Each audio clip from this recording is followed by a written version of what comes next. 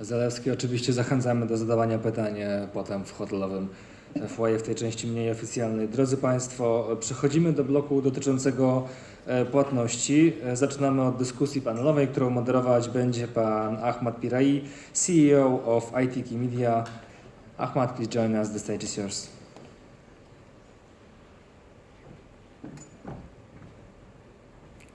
Good morning. Whenever the conversation is something about FinTech and InsurTech and everything, I try to just always shake the audience up. It was like, guys, it's not supposed to always be that boring. Can everybody hear me with this? Yes? Because the fact that I don't hear any yes doesn't really, like reassuring, but I will try to just say that, yeah. I just hope also everybody had their own morning coffees, that we're going to have a conversation that might be the replacement for the morning coffee, but I'm not going to promise that. So you guys have to help us to do something. So we're going to basically talk about payments. It might be something that we all know exactly what is happening, but hopefully we're going to challenge it. We had a very long conversation even before starting that to make sure that when we're coming here, we know exactly what's going to happen, and we know that we are going to have a few minutes, but after that you're going to see a difference. So before I just want to start, and also not to wait our panelists there, I just want to know how many of you guys have something to sell? B2B. Hands? Good. And now think about how many things you have to sell and you don't know how to do it even from a personal point of view. This is what we're going to talk about. We're not talking about money, we're not going to talk about banking, we're not talking about everything. We're going to talk about something that hopefully is going to hit some core here. So without just spending more time by myself, I will just introduce all the speakers to be here, and then I will try to introduce them one by one. Please just have a round of applause also for our panelists.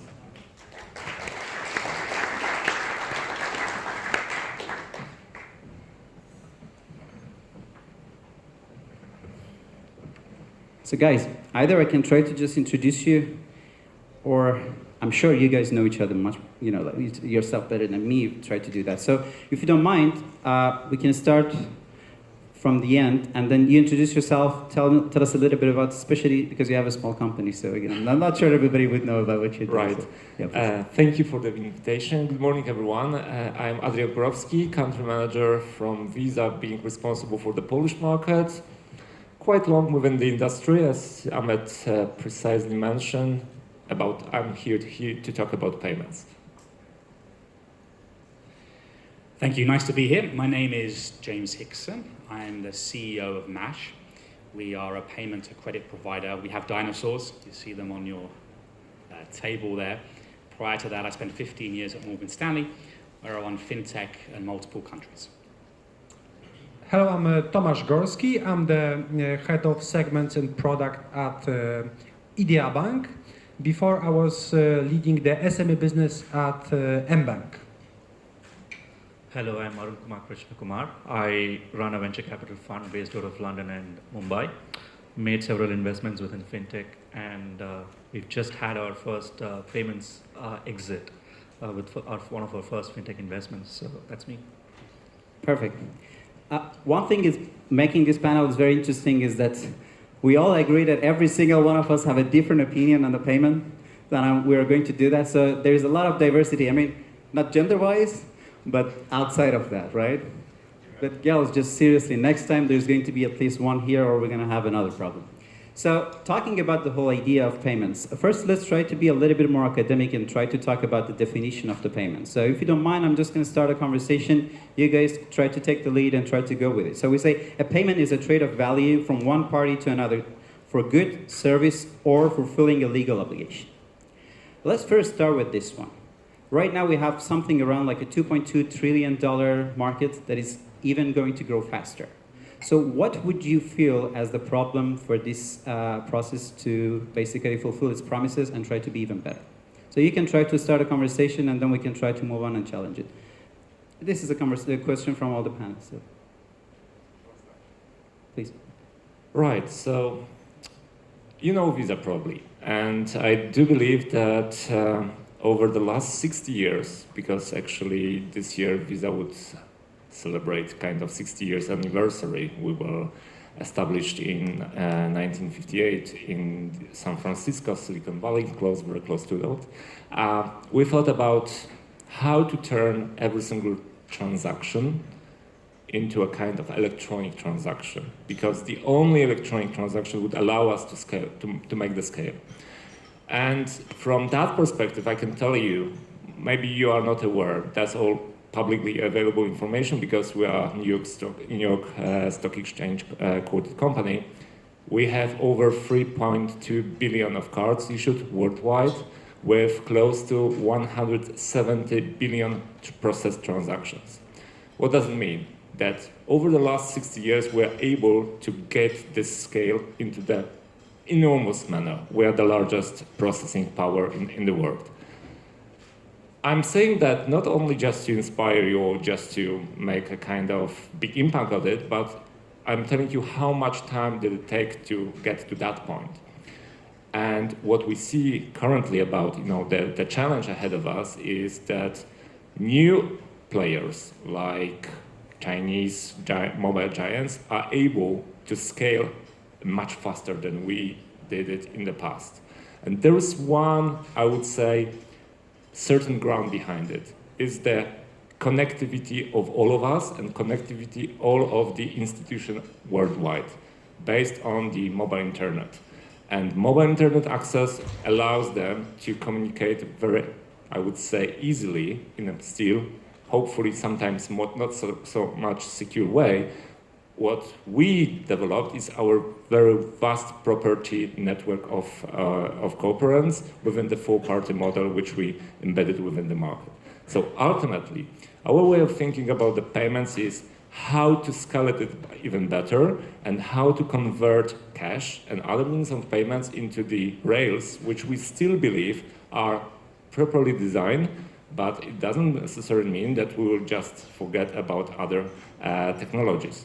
We are here also to talk about blockchain, which is a new technology for us, and we are open to explore it further. And I believe that during this panel, we'll be in the position to talk about specific application of blockchain, also within Visa, let's say, way of thinking. Guys, this is a good day that the first person who talked about blockchain is from Visa. So let's try to make it even better. Yeah, James is going to, I think, just going to change the topic, but let's start. Blockchain. Okay, we'll park blockchain for a moment. I have a strong opinion of that. I think going back to your fundamental question, I think, and I'll talk a little bit about this in my presentation, payment is under siege. So what is a payment? I think that's a fundamental question going forward, especially when you enter the era when machines will buy from machines, right? And that'll enter the home. Well, that changes things if you're really focused on customer experience. We know that 84 to 90% of people will buy more if they have a great customer experience. Well, how do you tackle that when you don't know what the hell you're buying and when? And then I think about what is currency. Right, there's a whole, is it going to be rewards in the future will be cash? There's a whole bunch of startups trying to give cash back and supersede some of the programs that Visa and MasterCard have. So what is currency? And I guess there's this debate about whether a cryptocurrency is really a currency or not. What does that mean when it comes to payment? So I think there's some fundamental questions that are really changing the fundamental principles of what payments is and what payments are going to be. And I think there's no one single answer, but there's going to be a hell of a lot of competition. Perfect. I can go next if that's okay. Please. Okay, so a few good points that both guys have mentioned, just want to add to it. For me, when I look at payments, a couple of things. One is, I believe that bits have no boundaries.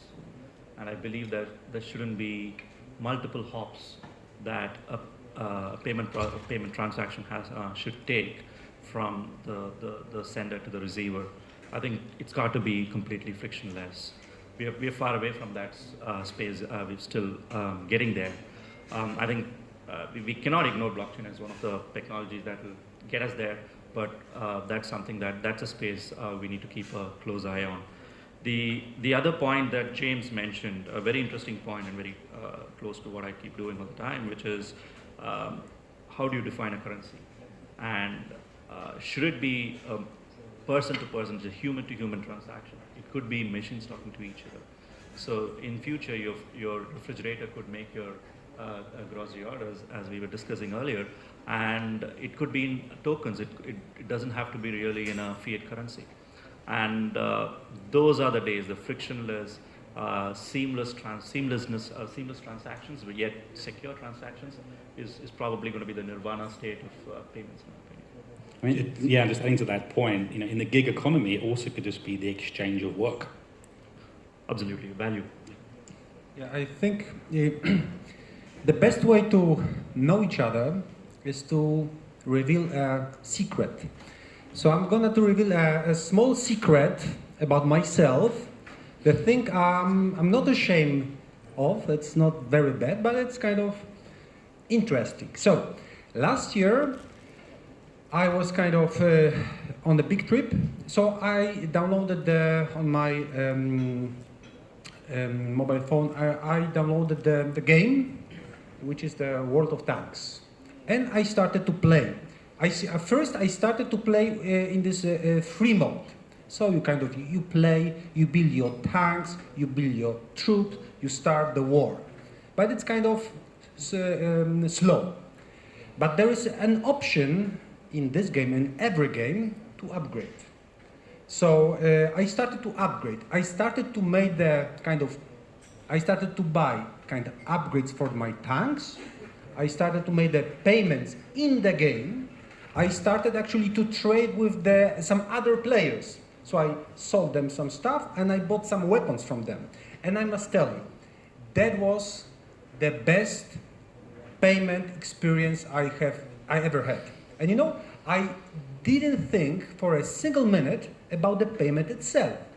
I thought about the game, and I thought about the fun. And I also thought about the pain of losing, because I lost some game. So for me, this is the kind of the ideal world of payments, when we don't see them. We don't talk about the methods or methodology.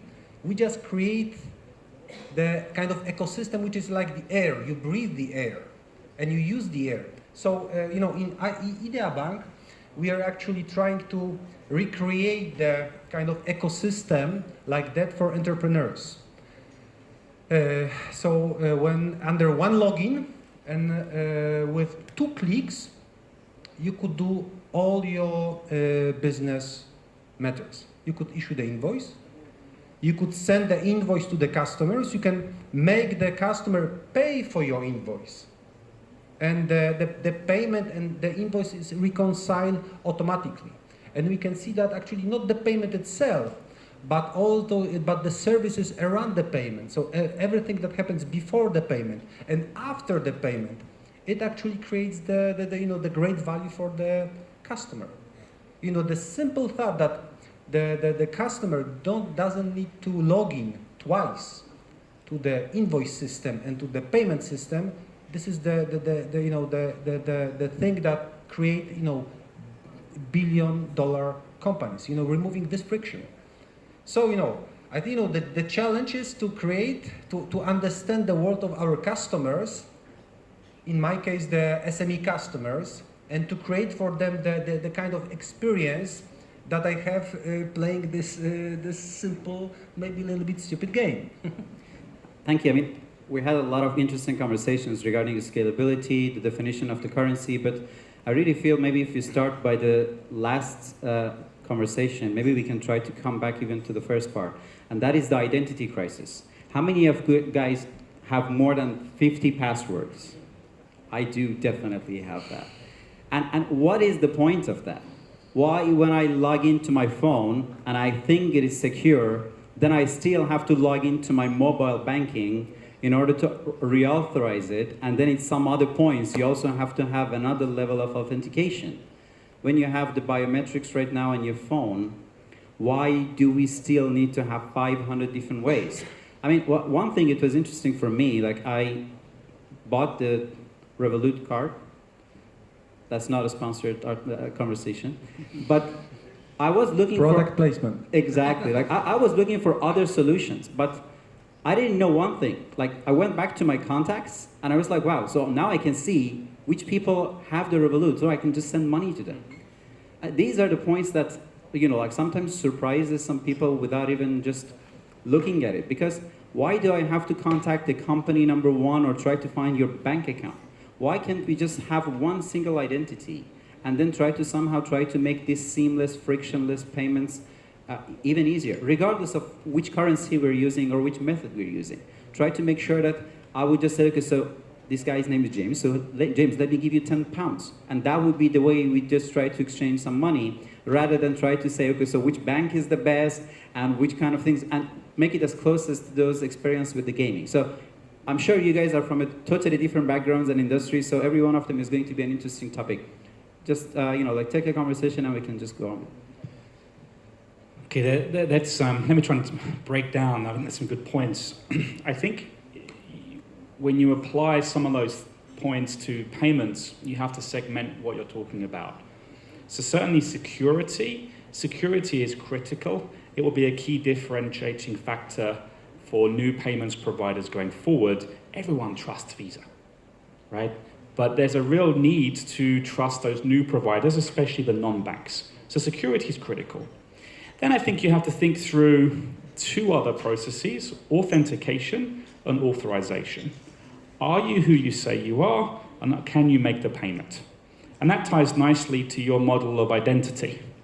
How do you carry identity around across platform? And I think there's many startups in each of those spaces doing very, very well today. So I think you have to think about this I'll let someone else speak and I can add my own thoughts later, but we have to think about segmenting this at least by those three segments to really be able to have a meaningful conversation. So my view would be that security, or rather keeping the identity, it is the most valuable information which currently financial providers have. Why? Because they can easily copy and paste the other things. That's how I see the world. And that is why every single institution is willing to keep those identity in the most secure and somehow privileged way. And that's kind of one trend. On the other side, because we all as consumers move into the mobile devices and we are keen to use it as much as we can, and we have multiple applications downloaded on our devices, if we are not provided with the most convenient but still secure way of logging in and execute what we really want from this application, we completely switch off. And when we switch off, we completely lose traction. And from financial institutions, it's also a bad thing. So ultimately, we come to the conclusion that there should be a balance between how we protect identity of our consumers with how we approach towards them. And I'll give you an example. You mentioned, which was not an advertisement, I guess, commercial one, about Revolut, so let's keep on that example. Revolut is a fintech company. It's not a bank. It's not an e-money institution. Yet, yes. I mean, with regards, yes, they applied for e-money institution. But ultimately, okay, we'll see. But I'm starting from the very beginning. They were very successful in acquiring close to 2 million of customers so far. And that's a massive amount of information, personal information of people who trusted initially to that company. By the way, they issue Visa cards, so I can quite easily, say that it's good move probably from their side. But ultimately, they decided to go on the iOS platform and also on Android platform to use biometrics for the login, not to make consumers to think again about additional mobile PIN or additional login to the application. Why? Because they tend to trust that the iOS developers and Android, certain level of developers, did a great job. So I mean, guys from Apple or Google, that would require authentication of those customers to log in into secure way to the application. If they didn't do this, probably most of the customers will say, okay, until I forget my password, I will log in, and then I will completely switch off, because there are others who can provide the same type of services which Revolut actually does. For instance, my primary bank. Maybe it will be more expensive, maybe it will be not so convenient, maybe it will be something else, but they will offer me the same situation. What will be missing is just the matter of authentication. And to make it a kind of general conclusion on that, we are here to provide to consumers the best and the most secure way of using financial services. Visa does it on every single minute. We are not here to compromise on security, because security is the only weapon we have in terms of attracting consumers. The trust which consumers give to the financial institution is based on that. And that's the start and the end of the game. Good. I'm going to ask a question about Visa, but any one of you guys feel free to answer. So I'm going to ask a funny question. How many of you guys have smartphones? Good, you see? How many of you know that you have NFC in your phone? How many of you still use your credit card? Why is that? This is the point. Like, you have a bank, you use Visa card. You like blockchain? Oh, like our blockchain is finally managed to sign a contract with Visa card. You have a mobile banking system, you still say that we accept Visa card. So what is the secret sauce? Like, what is it that even when challengers of the banks want to use it, they use Visa? If banks want to use something, they go for Visa. And even a blockchain or cryptocurrency guy's best, like dream come true is just to get a contract with Visa. I mean, very simple answer on that. This is about the trust, reputation, brand, scalability, and ultimately about the innovation power behind. If you are new to the market and you would like to leverage your business model, you need to partner with bigger ones, more established, who are having the ultimate, let's say, global connections. So I truly believe that within this platform world, and let's don't talk about Visa for this minute. Look at Google's, Apple's, Facebook's of this world.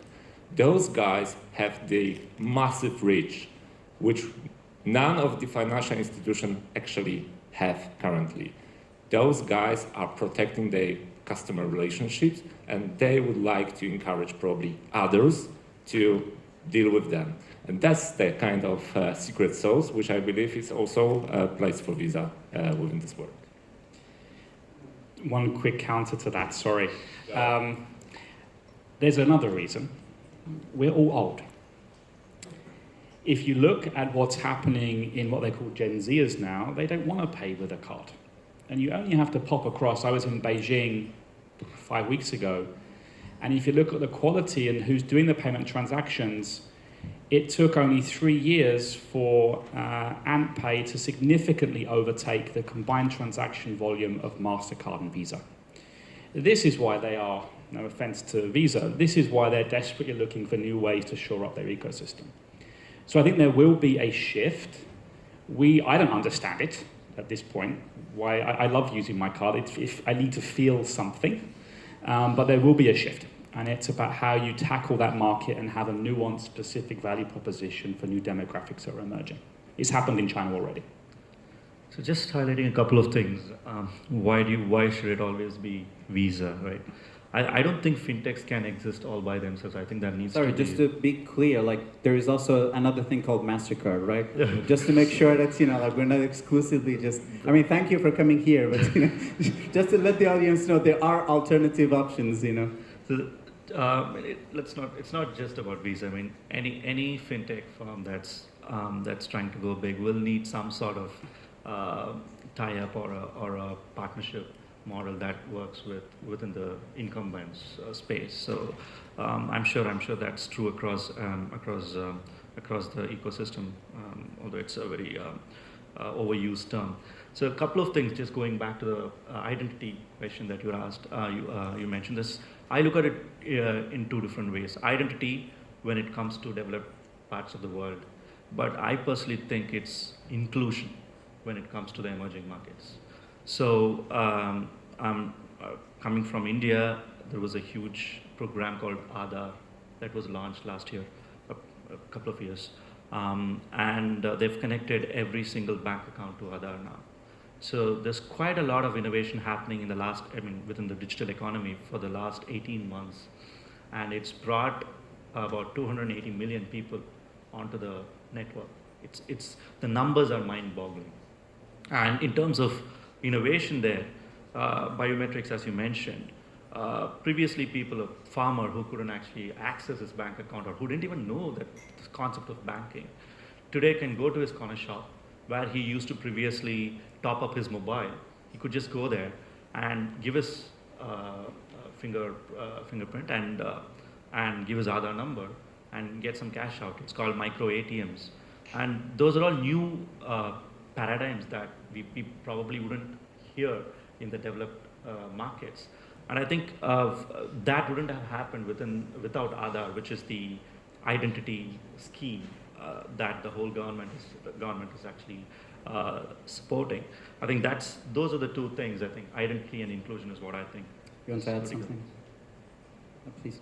Yeah, I think, trying to say a few words about the banks. When I think, that the biggest assets that, the current traditional banks have, it is the security system and the proven authentication. And for now, it's purely to kind of service your kind of financial needs. But what we are seeing even in Poland, and that there are already few banks who actually try to use the banking authentication to get you some additional services. So for example, you log into some bank, I just did it yesterday, and within 3 clicks you can check if you have some penalty points for your driving license. And this will continue. Because in Idea Bank we are talking to the government, and what government is doing is they have all services that the state does to all the people, right? They have all those huge databases with our information. You cannot even imagine how much information is stored in these government services.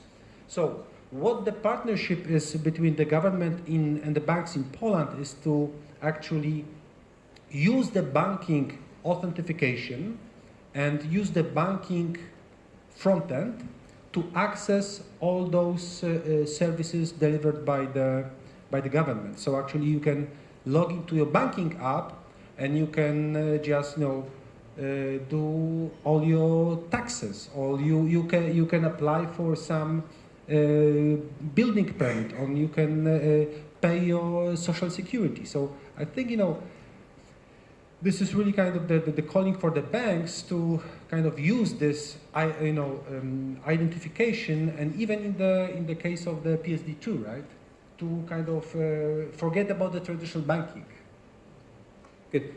I mean, full disclosure, I'm a blockchain advisor. So when I just usually sit down as a moderator here, especially because I know James loved blockchain, so I just couldn't stop talking about it. So one thing I want to say, guys, how many of you today had a payment? How many of you didn't have a payment? So I want all of you just to change the narration, because we are going to have a frictionless payment. I want you to don't even know the answer to that. Because if you know you had a payment, or if you know you didn't have a payment, means that you're not using the right method of payment. No. I'd like to, to make sure that I know what I'm paying for, right? So I want to have control. Yeah, but So what the if you frictionless, it's good, right? So, but I want the conscious and aware decision that I paid for something. I think I there's like a to difference counter that between. point. I like it when everybody's challenging everyone. Yeah, we're scratching our heads here. There is a difference between frictionless payments and unknown payments. And I think that's important, and they're very, very different. So I think in your example, it was frictionless because you didn't have to jump out of your experience that you were having and then go and make a payment to jump back in the experience. For me, that's frictionless. For us, for example, with our product, I'm not going to do a product placement here, but we don't use Visa, MasterCard, we don't use a card, we use an identity number issued by the government, and you can process your transaction at the same speed or faster than a credit card. It's frictionless, it's easy, it's something you already know. So I think that's definitely going to be a need, wrapped in something that makes people trust that service. Unknown payments, well, that's where PFM solutions will come in. And then so you can really feel you have control over all of your payment experience. That's my view. I agree partially with you, James, with regards to kind of segmentation of our behavior as consumers, because I could even imagine that, for instance, this morning I came here by tram. So I jump into the tram and then realize normally I use my car, so I need to pay for a ticket. So what I did, I just opened my mobile phone, search for a dedicated application, and buy a ticket on the go. And while I was doing that, it was somehow connected to my Visa card. So that was a source of credit. Potentially, I might envisage that we, as an industry, might, with the partnership of the local municipalities, can convince locals to install, for instance, beacons in every single tram within the city. Why not? That's a kind of future use case. Why to do so? In order to not to even allow consumer to think about buying a ticket, because they might enroll to a service, then next time, in 1 year from now, for instance, I'll be traveling to this type of conference, I'll be jumping to a tram, and my phone with switch on Bluetooth will immediately connect to the beacon installed in the tram and pay for the bill, for the ticket. And that's it. And I would be happy to do so because I have this type of mindset. Not single customer would do this, but certainly for micropayments, probably most of them would allow for it. The different story would be within buying a car or buying a house. Probably that type of conversation is much serious. You would right to consider it, and once you will decide to make that purchase, you need to have full control. And potentially, you might not even think about using Visa card behind. Why? Because the transaction will be high value and there will be no infrastructure to do so. So maybe ultimately this is a different story. I agree, but what if there will be no middleman? Blockchain. So I'm before not we going jump to to let you guys run blockchain, away with that, thanks for that. I think it goes back to when you're looking at payment and payment by identity, it goes back to strength of government. So if you look at China, it's hard to imagine this, and I've just come back, so I'm kind of pumped on what they're doing. You don't need a mobile device to pay. That is obviously an option. But in some parts of China, you can pay as you get on the bus with your face. I wouldn't get very much, but you can pay with your face because the government understands who you are, and they can link to the services you can build around it. So I think the pay by identity piece, identification, it really depends on how far you go with government control or government backing, and there's some things happening in Europe on that clearly threatens to some extent the micropayments that may be done by Visa, Mastercard,